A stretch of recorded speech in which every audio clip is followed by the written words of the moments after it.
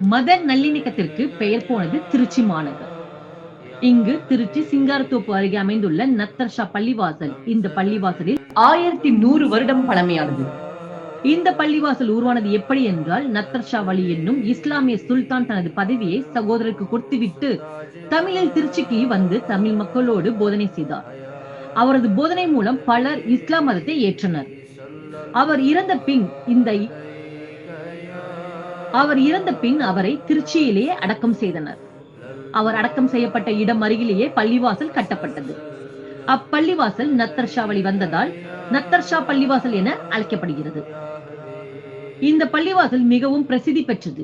இங்கு 3 மதத்தைச் சேர்ந்த மக்களும் இங்கு வந்து வழிபட்டு செல்கின்றனர். மேலும் இங்கு தமிழ்நாடு மட்டுமின்றி வெளிமாநிலம் மற்றும் வெளிநாட்டில் இருந்தும் ஏராளமானோர் வருகை தருகின்றனர். இந்த பள்ளிவாசலில் ஆண்டும் சந்தனக்கூடு விழா மிக கோலாகலமாக நடைபெறும். சந்தனக்கூடு விழா அன்று அலங்காரம் செய்யப்பட்ட சந்தனக்கூடு இரவு 10 மணிக்கு மேல் காந்தி மார்க்கெட் ஆர்ச்சியிலிருந்து துவங்கி பெரிய கடை சிங்காரத்தோப்பு வழியாக வள வந்து அதிகாலை பள்ளிவாசலை அடையும். சந்தனக்கூடு விழா அன்று திருச்சி மாநகரே விழா கோலமாக இருக்கும்.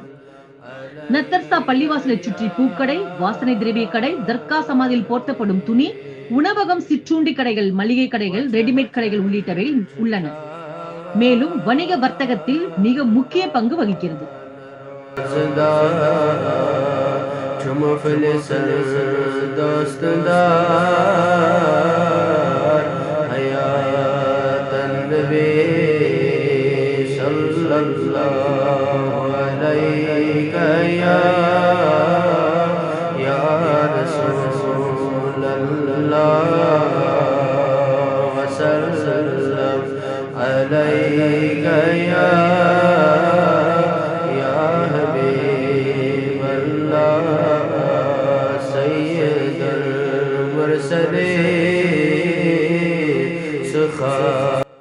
என் பேரு சையத் ஜாஃபர் ஷஹீன் ஷா.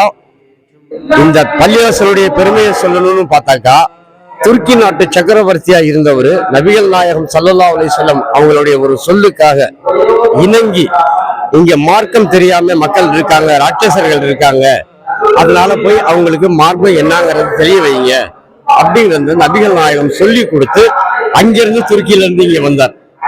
துருக்கியில இருந்து இங்க வந்ததுக்கு அப்புறமேட்டுக்கு ஏகப்பட்ட என்னென்னமோ வியாதிகள் தீர்ந்திருக்கு, சில வினைகளும் தீர்ந்திருக்கு. மக்கள் எல்லாம் விரும்பி வர்றாங்கன்னாக்கா அந்த நம்பிக்கை நம்மளுக்கு போகக்கூடிய காரியம் நல்லபடியா நடக்குது. அவங்களால நம்மளால நல்ல விஷயம் நடந்துகிட்டு இருக்கு.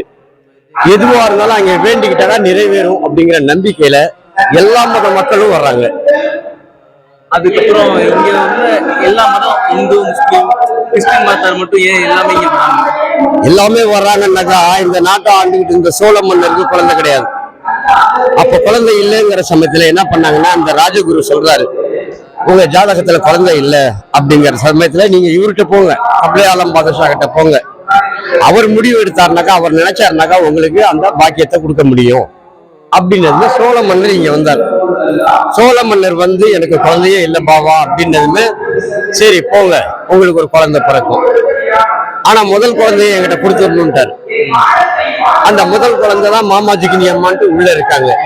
ஆமா, அதுக்கப்புறமேட்டுக்கு குழந்தை இல்லையே, உன்னுடைய அரசை ஆள்றதுக்கு ஒரு குழந்தை பிறக்கும் அப்படின்ட்டு ஆசீர்வாதம் பண்ணி அனுப்புறாரு. அப்படி ஆசீர்வாதம் பண்ணி அனுப்பும் போது பிறக்கிற குழந்தை தான் கரிகால சோழன். கரிகால சோழன் ஏன்னாக்கா என்ன மகிமைங்கிற சமயத்துல இந்த மாதிரி வரங்களை எல்லாம் மன்னருக்கே கொடுத்து நடந்திருக்கு.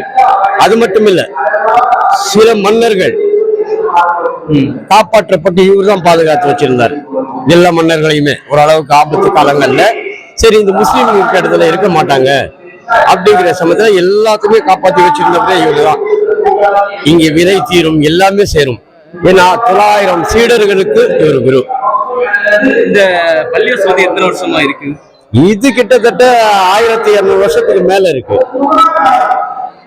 இப்ப நம்ம நடத்திக்கிட்டு இருக்கிற சந்தனக்கூடு வந்து 1026 ரம்ஜான் பிறை 14ல இங்க சந்தனக்கூடு. வெளிநாட்டுல உள்ளவங்க எதுக்கு இங்க வந்து சந்தனம் கொண்டாடுறாங்கன்னாக்கா அந்த மகிமை அது வந்து எல்லா பள்ளிவாசல், முக்காவாசி நாகூர், ஏர்வாடி அங்கெல்லாம் கொஞ்சம் பெருசா. ஆனா மத்தவங்க ஏன் இங்கே நம்ம பள்ளி சொல்றாங்க? இது தலைமை பீடம், எல்லாத்துக்கும் குரு இவர்தான். இவர்கிட்ட ஆசீர்வாதம் வாங்கினாக்கா தான் அந்த இடத்துக்கு போக முடியும். இப்ப நாகூர் ஆண்டவர் இருக்காருல்ல, நாகூர் அவரே வந்து 500-600 வருஷத்துக்கு முன்னால 500 வருஷத்துக்கு முன்னால வந்து இவர்கிட்ட சிஷ்ய பீடத்தை வாங்கிட்டு போனார். அதனாலதான் அந்த புகழ். ஆந்திரால பெண்ணுகுண்டான் இருக்கு, அங்கே ஒருத்தர் இருக்காரு பாபா ஃபக்ருதீன்ட்டு. அதே மாதிரி கர்நாடகால முடுபாக்கல் ஹைதரே சப்தர்னு ஒருத்தர் இருக்காரு. எல்லாம் இவருடைய சிஷ்யர்கள் தான். இந்த மாதிரி உங்களுடைய 900 சிஷ்யர்களும் உலகம் பூரா இருக்காங்க.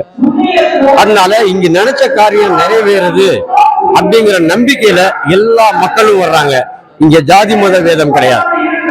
எல்லாத்துக்கும் இறை நம்பிக்கை இருந்தா இங்க வந்து வேண்டிக்கீங்க. நிறைவேறினாக்கா அந்த என்ன நீங்க செய்யணுமோ உங்க தகுதிக்கு என்ன செய்யணுமோ அதை நீங்க செய்யலாம். இதுதான் இங்க உள்ள மகிமை. கேட்ட வரன் இங்க கிடைக்கும். இது முழு நம்பிக்கையோட எல்லா மக்களும் வர்றாங்க, பயனடைகிறாங்க. இதுதான் உண்மை.